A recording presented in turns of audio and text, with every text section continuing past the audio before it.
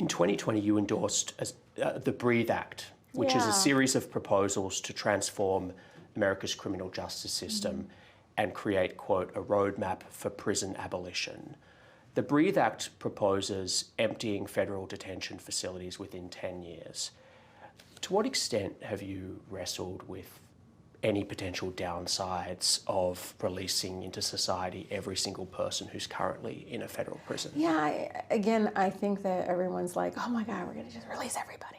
That's not what the act says. But did you see how many people are mentally ill that are in prison right now? No, I know, but the act that you endorsed actually says release everyone in 10 years. But think about it, who are releasing? But there are like human traffickers, I know. Child sex. So, but you're saying, do you mean that you don't actually support that? Because you endorsed the bill. No, I endorsed the Breathe Act and looking at the policies and how we incarcerate. Absolutely. But it says in there. But you cannot just blanketly say, oh, look, she wants. That's not what I'm. But that's like in plain text. But what I'm saying is, look at who's in prison now.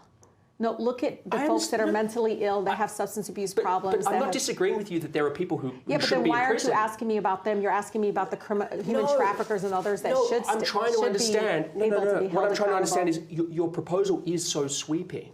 It does release everyone. And what I'm trying to say to you is within 10 years, and obviously there's a process of looking at how can we get away from mass incarceration and move towards care first. But what I'm trying to understand, because it is such a sweeping, concrete proposal, do you believe that there are still categories of people who should be behind bars? There are absolutely folks that I don't know, because right now the way the prison system is supposed to be like rehabilitatory, it's supposed to be rehabilitation, right? Right. No, really, that's how I understand. Yeah.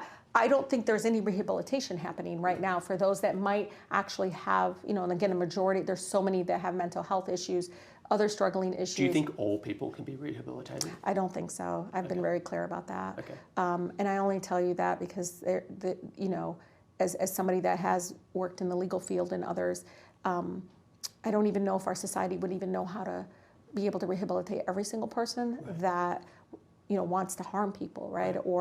But I can tell you that what's struggling for me is seeing the statistics about so many people that at a very young age that are in there that probably would not have been in there but for the fact that they were struggling with mental illness or other issues within their family life, that I think, they would have been more rehabilitated if we came with care first with it rather than criminalization. And that's just true. And it's not just me saying it. It is experts and others out there saying this is actually, not keeping us safe because folks are getting released and they didn't get the care they needed. But in your vision, there is still, whatever proportion they are, a small proportion who do need to be behind bars. Yeah, again, I would have to look at every case individually and figure that all out. I can't just say that. I mean, but you do believe that prisons should still exist. But I want the American people to know, and they need to know this.